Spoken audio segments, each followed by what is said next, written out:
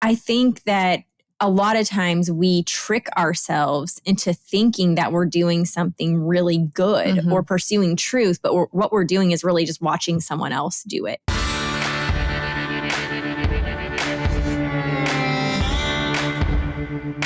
Welcome to the Boom Clap podcast where culture and conviction collide. I'm your host, Rita Rogers, and I have my former co-host, Cecily, with me today.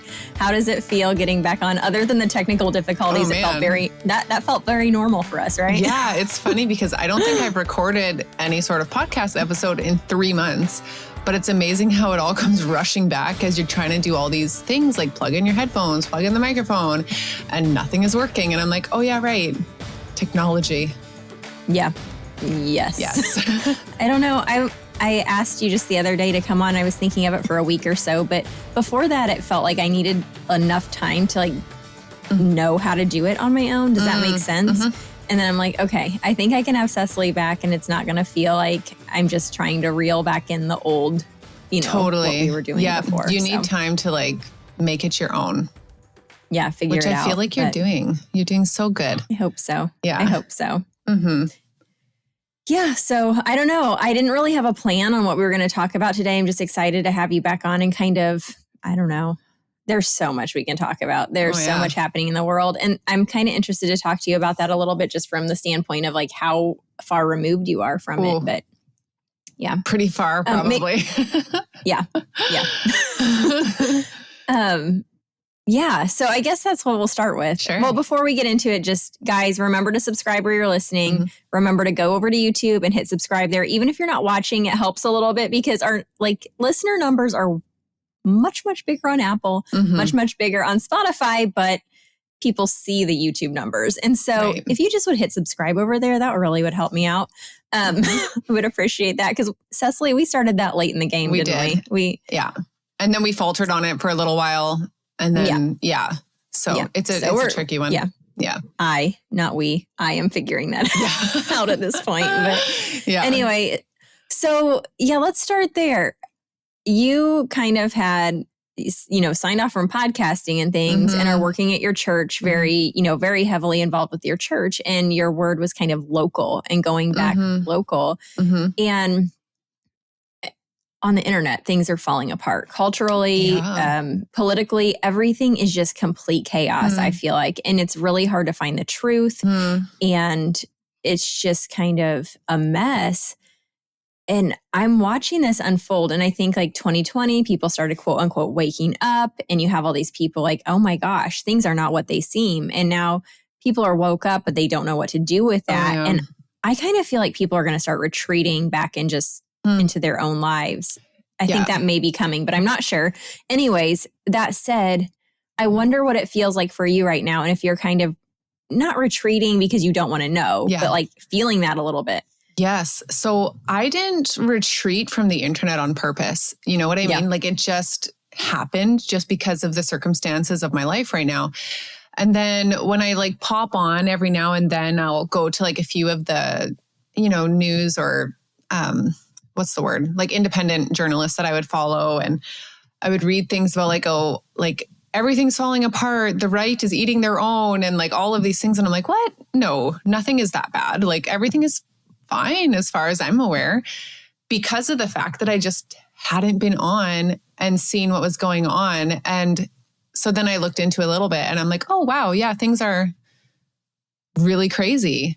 But I still don't have a full grasp on how bad it probably is just because of the fact that I haven't had time to look into it. And then after you've been away from the internet for a while, you also lose your desire to look into it. Do you know what I mean? So when you say you feel like people are going to probably start retreating into their own lives, I do hope you're right, actually. And that I really feel the same way about AI. I hope eventually that people just won't have the appetite for it. Because it's so unreal. Do you know what I mean? You can look at it and it's just when I come across videos that are AI, I just have this distaste because I'm it's so not real. And I think people are eventually going to get over this and want the real. The one thing that I don't think people are going to get over is enjoying the ease. I'm sorry. I was like looking out my window because like we get geese starting usually a little later, but I'm pretty sure that was like a seagull or something like flying out my window. I was like, that's not a bird we normally see around here. So we usually have tons of seagulls. Maybe they've retreated from this area because it's so awful. And just it's like every once in a while there's one mixed in with a geese, but it was just like by itself. I'm like, that's weird. That is funny. Sorry, guys. He's been shunned. He's retreating. Yes, he's retreating. He's like, this world is crazy. I'm heading to the Midwest. I'm going to find myself an empty cornfield.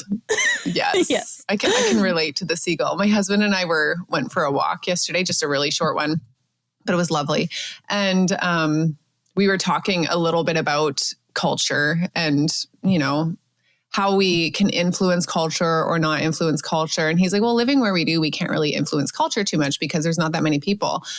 I'm like, it's true and it's not true because, there is a good amount of people. And like you teach in a school, we go to a large church, you coach basketball, we're very involved in our community. So there's definitely impact. But I also just really, this is not where we started out, but I said to him, I'm like, yes, there's something to be said for like being in a city center and having the opportunity to come across all sorts of different people and to impact culture like in a city center. I'm like, but I really don't believe God created us to be there.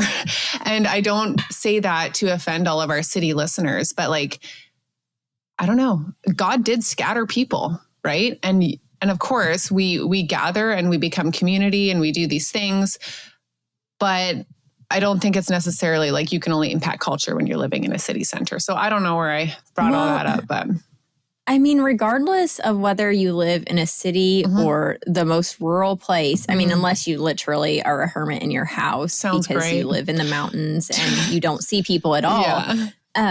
I think our capacity for influence is very similar regardless of where we live because we can only be connected closely to so many people. Unless you're platformed, regardless of where you're at, unless you're platformed, like your local impact, regardless if it's city or rural, I think is very similar. Well, and that brings us back to the start of your question of like, how far removed have I become? Like I've become super far removed from the internet and all of the crazy goings on. And you believe people are going to retreat back into their own lives. And I think you're right, because at a certain point, you realize that you figuring out all of these quote conspiracies and who's right and who's wrong and who's crazy and who's not, you realize it's actually a pretty pointless endeavor. And the truth always has a way of coming out. And so I think once people hit that wall, they're like, oh, where is my actual impact? Where is my actual influence? And it's not like you're consciously even asking yourself this question.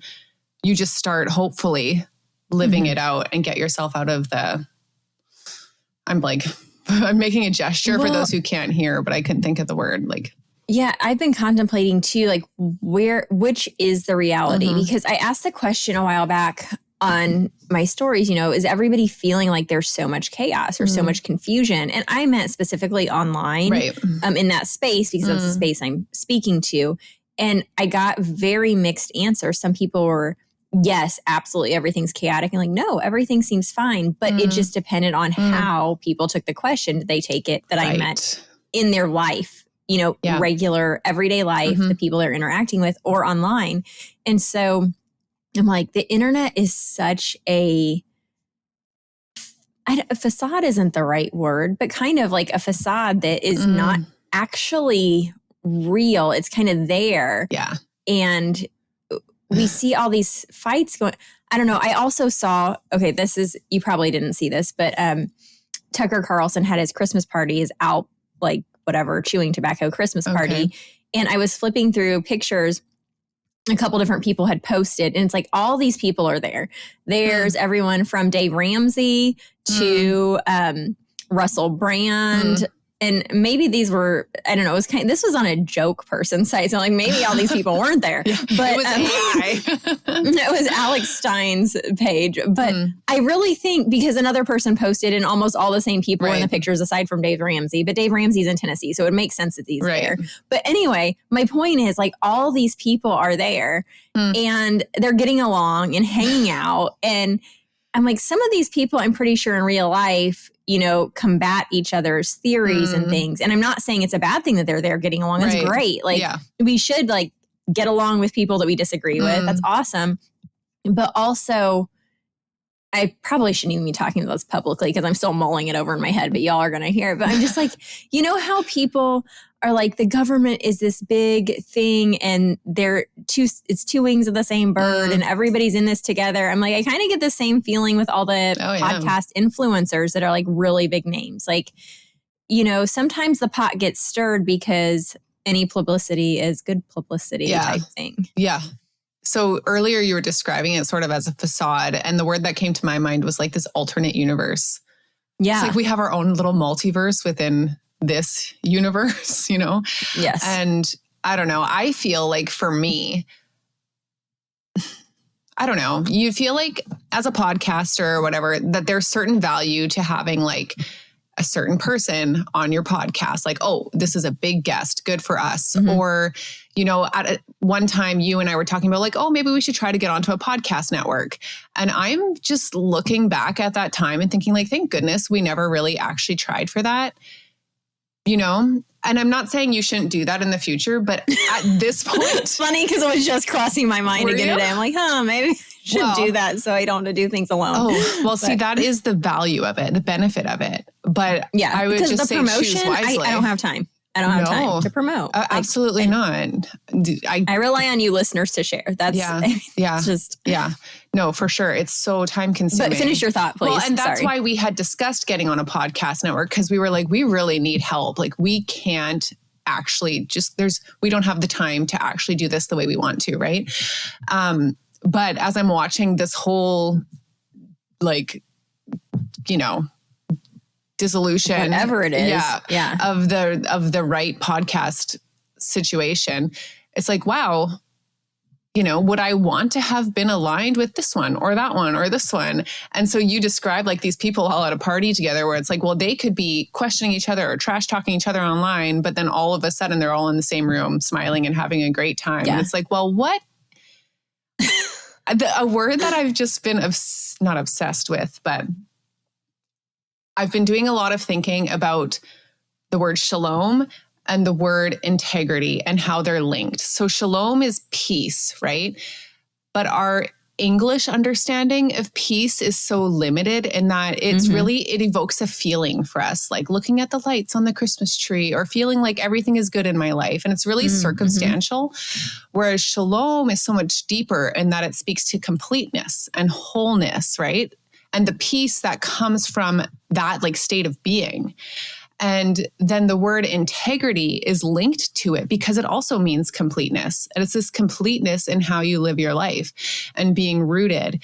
And so I don't know, I forget where I was when I started this story about why these words are so interesting to me lately. But I feel like that's what's missing in so much. And I do see certain influencers or podcasters who I think are really holding on to that are big names. I can think of at least one. But I don't know, again, because I don't know this person, But it's like the reason that everyone feels like there's chaos is because there's no actual peace. And you and I have talked about on this podcast before the difference between what it means to be a peacekeeper and a peacemaker. But I think there's also this misunderstanding of just what true peace actually is. And you can't find peace when you're allowing yourself to be ripped around by the chaos of culture, right? Like you find peace when you find that completeness and that wholeness in what you're rooted to. Yeah, absolutely. Oh, I personally, okay, this is maybe going a different direction, but maybe on the same lines. So the episode I did last week was just a monologue, and I talked about, kind of the chaos in the culture and kind of everything dissolving and fragmenting and falling apart. And that I think, and maybe I didn't say it in this way on the episode, but I think like people get absorbed in looking for truth in the world. And they kind of like, we forget what we're supposed to be searching for ultimately. Like we leave that behind in that pursuit, and we need discernment. And discernment isn't really a vibe. Like discernment isn't like this feeling. It is a feeling in some sense as it comes from the Holy Spirit, but it's not just a feeling. And we have to build discernment, and discernment comes from the Word of God. Like we read the Bible and it gives us discernment. And so I talked about, God tells us that not everyone who, seeks justice in his name is actually doing it in his name, and then, so we talk about like, and how do we know that? We will know by their fruits. And so what are the fruits of the Spirit, and it tells us those things will be obvious that are not fruitful, and the fruits of the Spirit, like what the fruits of the Spirit are. And so I don't know, as I'm going along as someone who speaks into the political and cultural realms, I'm just like, sometimes I wonder, I feel like as I have drawn nearer to the Lord, I have lost more of myself. And that is a good thing. But am I losing the way God made me? And how?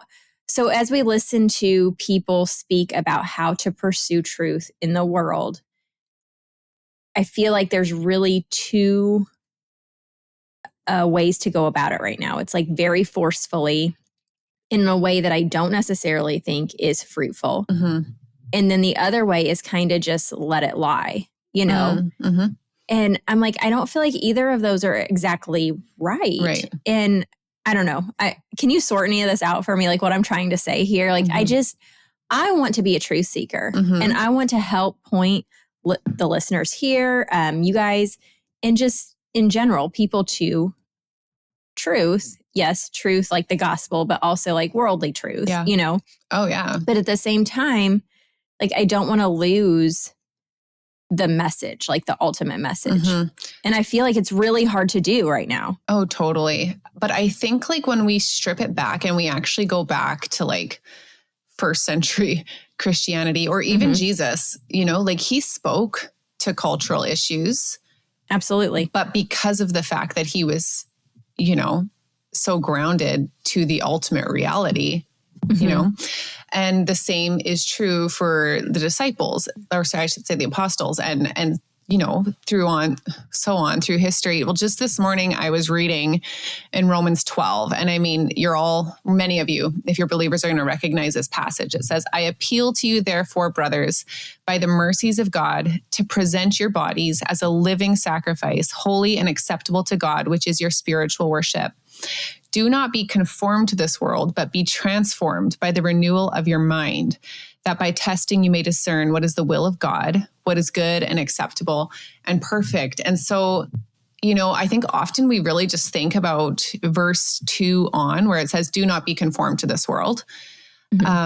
But verse 1 is important too, because it says, I appeal to you, therefore, brothers, by the mercies of God, to present your bodies as a living sacrifice.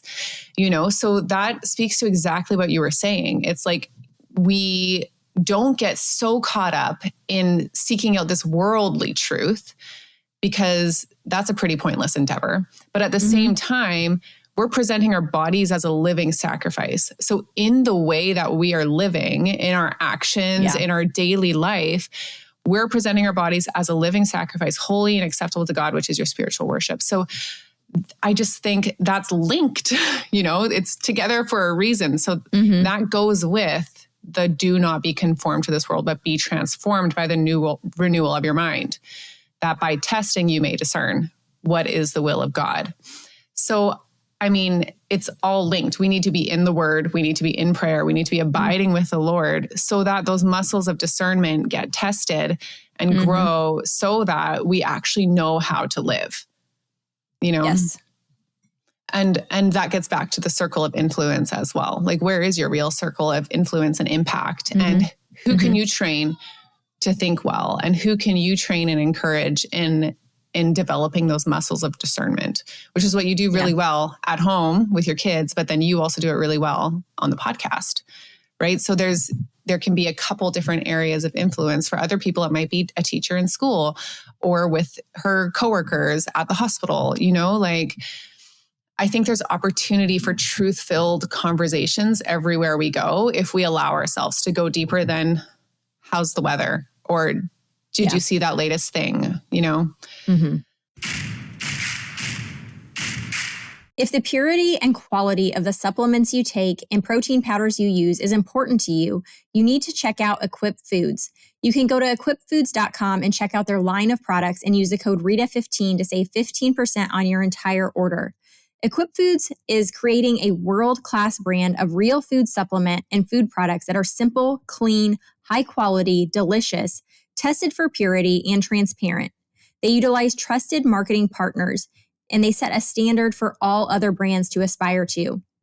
Their goal is to create new standards in a dirty industry that forces all other participants to level up while encouraging a holistic approach to health for people who want to improve.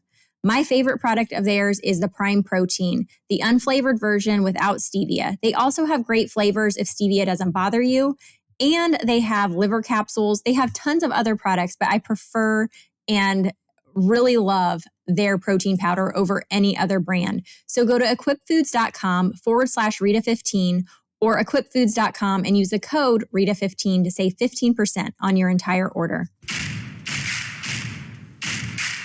And speaking of the latest things, some of these things going on the internet that are so taking over, like, you know, when you have the Turning Point USA and Candace Owens battle going on, I was thinking, you know, 6 months ago, people would have been like, what are they trying to distract us from?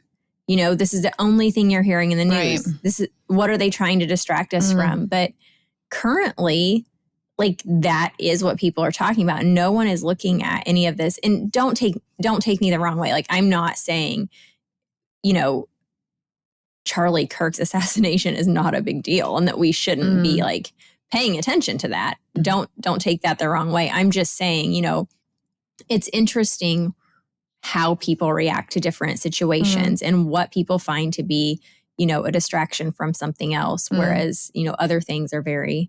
Yeah. And I think just on a micro macro scale too, right? Like people are so worried about these macro distractions that could be going on in the world. Yeah. They're not actually worried about the micro distractions in their own world. Like they're 5 hours a day on social media. Yes. Where they're getting sucked deeper and deeper into these, you know, dark holes.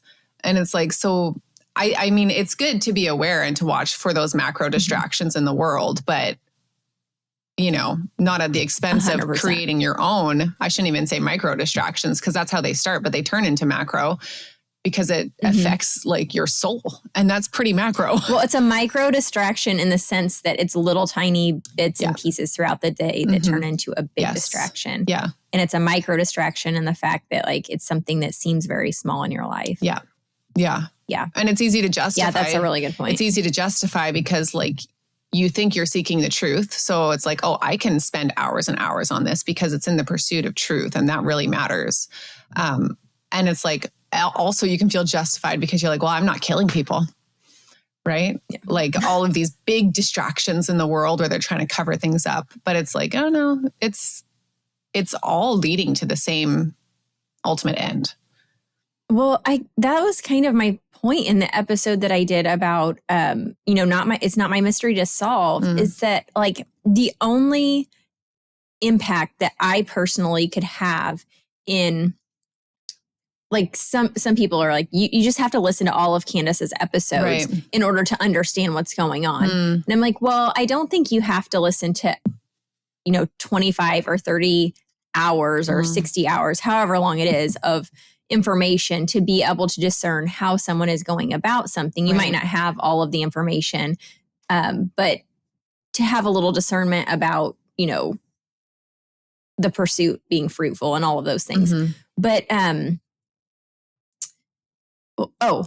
like, where was I going with that? No, but I personally don't have any information at my disposal other than the internet. And so if I am spending hours upon hours a day looking at this, I'm being taken away from something else that is put in my lane that I am supposed to be pursuing, that I am supposed to be doing for, you know, serving the Lord, whatever, you know, serving my family, which is ultimately serving the Lord, you know? And so I think that a lot of times we trick ourselves into thinking that we're doing something really good or pursuing truth, but what we're doing is really just watching someone else do it. Yeah.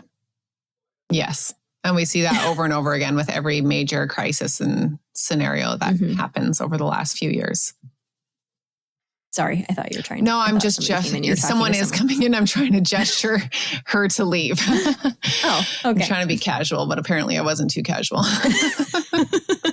Well, I was like peering over at the seagull a little while. That wasn't casual either. So speaking of, you said something earlier about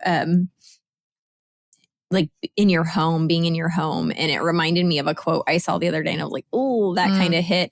It was something about the devil attacks your motherhood because it's your most high calling or it's your highest ministry. And it's like, man, I feel that so hardcore because not necessarily my motherhood, but just I personally, you know, there's been a lot going on and I haven't been really talking about that too much on the podcast, but there's been a lot going on in our extended family with illness and just it's taking a lot of time from our family to help with that. And I feel like I watch these things going on in the world and I see all this chaos and it's easier for me to sort out that massive chaos going in the world than the things in my home. Right. And I was talking to the women at Co-op yesterday and I was just we had our Christmas party and we were all like kind of just chatting. And I said, last weekend was so hard for me. I said, my mind knew the right thing. Like my mind knew the posture my heart should be in. My mind knew like what words should be coming out of my mouth. My mind knew what actions my hand should be taking, but I could not make my body do any of it. Yeah. Like my mind could not put my heart in the right place. My mind could not put the words in my mouth that were right. Like everything was just off. Yeah. And I was like, it felt like such a spiritual attack. And when I saw that quote, I was like, gosh darn, that is so spot on because this is my most important space, you know? And so when I find myself feeling like it's easier to sort through this massive world chaos and figure it out than the small things in my home that are really the big things, like, I don't know what that says about me, but it's maybe that I'm normal. Yes. It tells you that you're human.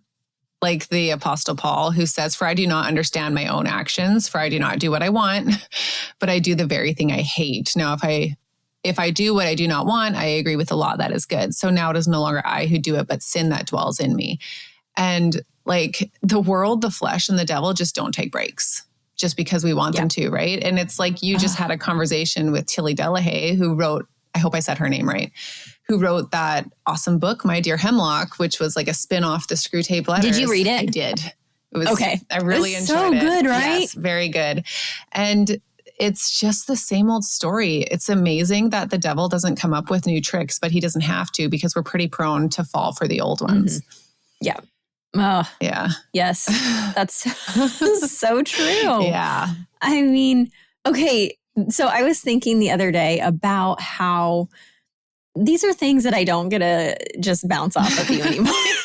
This is stuff I would boxer you and I still could. But well, like, you know what? I got to you need your own time. It's okay. But I just got to figure out how to get my boxer working again. But no one else needs to hear about that. That's a you and me problem. It's a me problem. Well, anyway, I was thinking about the other day how like, okay, the world advances. Like we have new technology, we have new discoveries, new medical discoveries, like the light bulb. We have all these things. We have computers, we have the internet. And every generation, there's like progression. But then a new baby is born. And as far as like mental progression and spiritual progression and heart progression, that's like a fresh start. Like there's no, you're not born with any kind of like, there's not like just this knowledge. I mean, there is a seed implanted in you, right? Like we all have, like, I don't know how I'm trying to say what I want to say, but anyway, like we just have to learn it for ourselves. Yeah. We have to start from scratch. And I think that is wild. I like, know. Isn't that crazy? Yeah. Cause like the world keeps going, but like each person has to start from scratch. Yeah. And that should be so humbling for us, right? Like it's so easy to get onto ChatGPT or something and ask it to do exactly what you want and have it produce exactly that in like a 30th of the time that it would have taken you to do the same thing. And we have gotten so used to, not even with AI, like this is the like just even Googling or turning on a light switch. And I don't know, we've gotten so used to that, but it should be humbling to us that our actual needs are still the same that they have ever been. Like we are all born naked and we require our mother to nourish us and to keep us alive, you know? And then we continue to grow. And what do we need? We need food and water and enough warmth to keep us alive. But we have convinced ourselves that we also need all of these other things and we need it immediately. When in reality, humans are just as fragile as they ever have been. As fragile, but also like still made in the image of God. And that's the other thing we're forgetting because, I don't know, I just feel like, so I just read this article. Well, I'm going to get the article mixed up with the book because I'm thinking of the anxious generation. Right. And so he recently wrote an article that I can't remember the title of, but I think I saw it posted online. Yeah, but it's definitely been going around. And it was just really good. And I forget where I was going with this because I was trying so hard to remember the title of the article. What was I talking about right before? You were talking about how we're all born naked and But the thing is, you know, they say like under age 15 or something, and this is just so obviously true. It's that you seek conformity and you just grow into what you observe, right? And so there's this false reality that's being shown online and through filters and through AI that people will just conform to. And it's maybe less after the age of 16, but the reality is it's still a thing. Like, I wonder how many people are actually themselves in real life. Do you know what I mean? Sure. Or if they've actually been taken down a different path in their life because of the algorithm. I saw something this morning.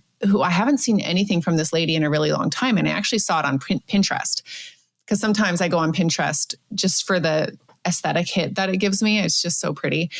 And I like Pinterest. Yeah. And for some reason, there was this post on there. I don't know what you call it on Pinterest, a pin by Jill Winger. I think it's the Prairie Homestead or something. Hadn't seen anything from her in like a year or more, maybe. But she was talking about, and I have said this before, how really as we grow, we become like the more grown-up version of who we were when we were really little, you know? And I think of who I was when I was a kid, and I just like to be alone. I like to be out with my horses. I like to be playing some music or reading a book or reading the Bible. And like, I would write mini sermons. Like, that's what I always loved. I loved farm life, country life.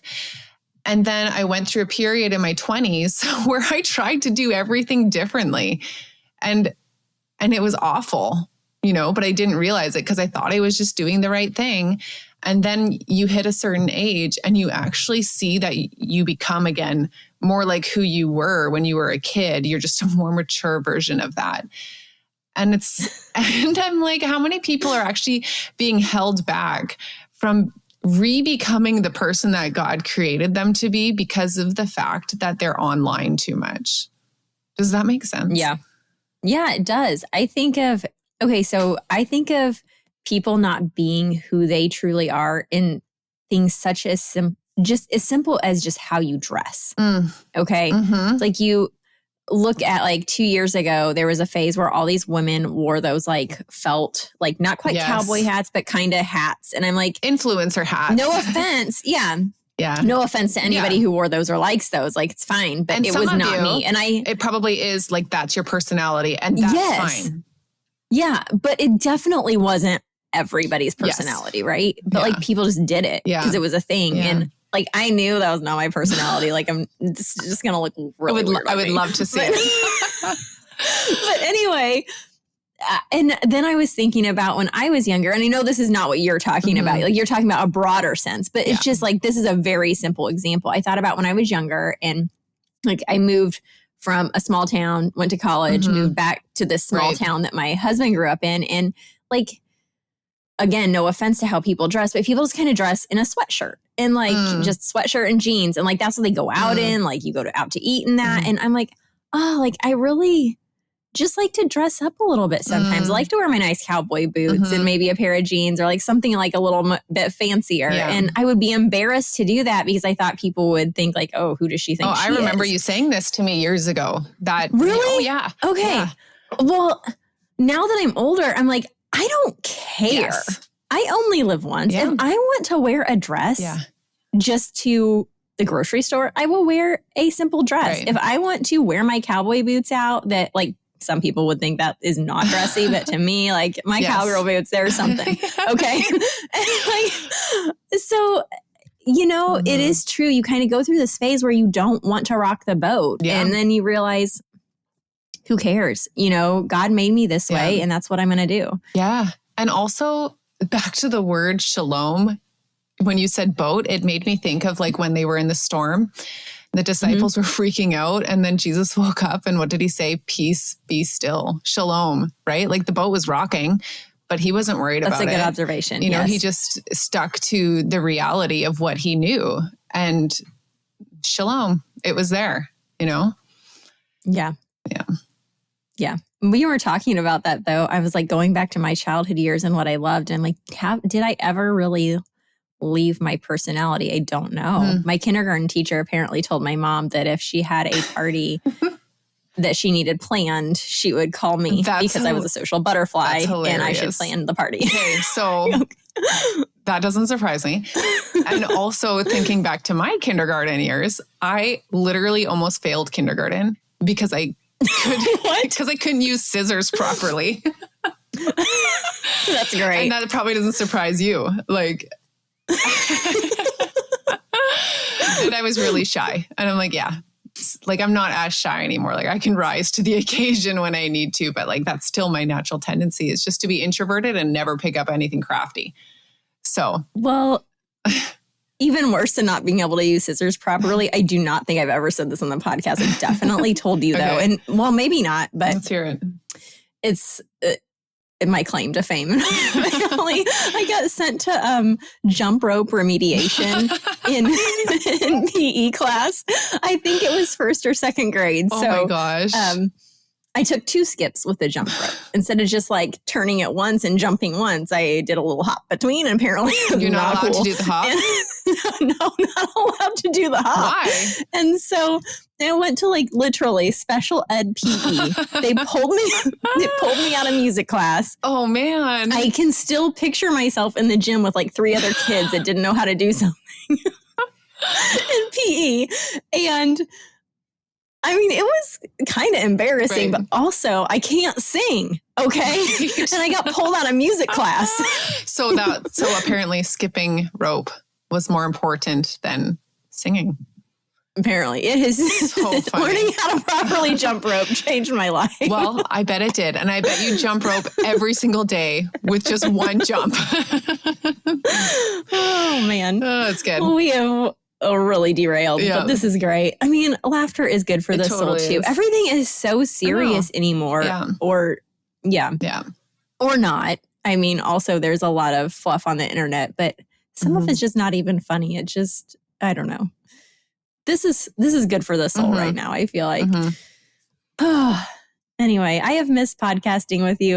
It's, I don't know. Yeah, it is so nice. It was really fun. But also I know that this is good where we're at right now. It is good. Too, so yeah, I don't know. It's so great to do. Like I would love to come on every now and then and do it. But at the same time, there's just this feeling of like, oh yeah, it was absolutely the right time. Yeah. It was probably actually the right time a little bit before, but sometimes it's just hard to know. Well, usually that's how things go, right? Yeah, you got to be sure. Yeah. So people probably want to know what kind of things you're doing at the church a little bit too. How things are going there. And things are really great. It's been awesome. It's been consuming just because of the nature of the work that it is. So I'm having to learn to not only think of having boundaries, but then also like use them. Just because like I could wake up at 3:00 in the morning and just immediately just start thinking of all the things because I just really enjoy doing it too, right? So that's a great thing. But so I'm director of women's ministry for those of you who don't know. And it's been really cool to like build up a team of women and just kind of recreate what women's ministry at our church looks like. And we have 3 areas of focus. One is obviously we're word-based. Secondly, mentorship is something we're really wanting to develop and make normal. And then the third thing is missions, just helping people.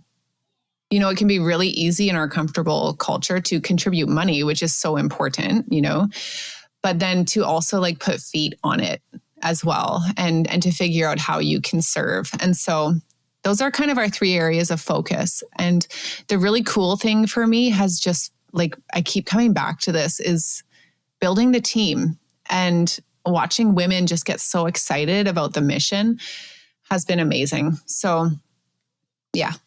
I've just been loving it. That's good. I can tell. Mm-hmm. And just saying that you could wake up at 3 a.m. and start doing it, you know, that's a really good feeling. Yeah. Except for when you can't go back to sleep because you have like OCD true. And now it's in your brain and you can't shut it off. True. Yeah. Yeah. Mm-hmm. Oh, well, I don't know if there's anything else we should talk about. It's just been really good catching up. And I know people will be really happy to hear from you and I don't know, hear from us both. I know people do miss that. So. Oh, we'll see. We'll see if they truly do or not. They may be like, oh, Cecily's on this one. Skip. No, I don't think anyone will feel that way. So. Yeah. Well, I don't know. Anything else you want to say? I don't think so. I guess this is the last episode before Christmas. I had told everybody this week because we're recording the week before this comes out, but said, you know, this might be the last episode. I wasn't sure. But it did reel you in to come on. So this is last episode before Christmas. I'm so glad you did. This was really fun. And it's exactly what I needed in my week. Good. Yeah. Good. Yeah. Well, guys, I hope that everybody has a really great Christmas. I hope you do retreat from the internet. I don't know. The last several years, I'm like, I am not posting anything on social media on Christmas. Everybody needs to look at their own children and, you know, grandchildren and husbands or whatever you have at home, cats, dogs, just spend time with your loved ones. And I don't know. You know what? I do have one more thing to say, just because what you're saying is so right. I was on Instagram this morning and a reel that just popped up in my feed was so weird to me. And I checked the comments to see if it was weird to other people, but all of the comments were so positive, which blows my mind. But it was this couple, this beautiful couple, you know, on camera for Instagram, where they've set it up and then they have 6 kids. And the kids would be like one by one go up and they would have to choose which parent to go to give a hug to. And they were like keeping score. And it's all done in a very light and fun and, you know, not actual competition way. But I'm like, this is so weird. These parents are like dressed up. Like, what was the point of choosing the hug? There was no point. It was just like, oh, 1 for dad and 1 for mom or 3 here. And, you know, like, and I think it was just to get eyeballs. Like, it was so weird to me. I'm like, you're videotaping mom and dad who are clearly like prepped for Instagram and how they look. And then you're making your 6 young kids run and choose like, oh, who am I going to give a hug to in this moment? And it's all being filmed and then just posted on Instagram. I've seen a lot of them like that lately, like which kid looks like which parent but different things like that. But even those, I'm just like, what is the actual point here? Why are people watching these and comment, and why are people invested in this? It's strange to me because like, I do understand people showing their family a little bit on social media so people can understand who they are. Right. But making your whole Instagram account just a showcase of your family. Yeah. and like the outfits you wear and stuff is so strange to me. Something about it just hit me as so weird. And I thought this was so weird. So surely this will be validated in the comments. But it's like, oh, I love looking at your beautiful family. And like, it was a mixed race couple too. So I wonder if that has something to do with it. And I don't know, which they were beautiful. But it's like, again, it's like, what is the actual purpose of this? Why are we doing this? Then oh man, you just opened a whole can of worms for me, because also I'm like, I'm pretty sure people on the internet, there are a lot of people and not just a few having kids just so they can keep having kids for internet views. I hope not. I mean, I hope not. And I don't want to say just. Like there's probably other reasons. I am pretty sure that is factoring into people's decisions. It's wild. Yeah, it's kind of like, I don't know, it's like the Hunger Games where there's like the Capitol. And it's like and they're dressed all crazy, and not like these people weren't dressed crazy, but you know, it's just like, it's that alternate universe where it's like, I don't know. It was super weird to me. Yeah. Yeah. Just confusing. Anyway. Merry Christmas, guys. So all that to say, yes, Rita, you're right. People should be looking at their own families on Christmas. Okay. This is what happens. This is what happens when we're on the podcast together. All right. Where can people find you? Nowhere. It's just, I'm on Instagram. I think I post in my stories once every 3 weeks or something when the mood strikes. Well, you have your ministry page on Instagram too. Yes, we do have our women's ministry page on Instagram. So if you are curious about what's going on there, I think I'm actually a little bit more active posting things there. I feel like you're doing a great job there. Oh, thank you. You know how hard it is for me.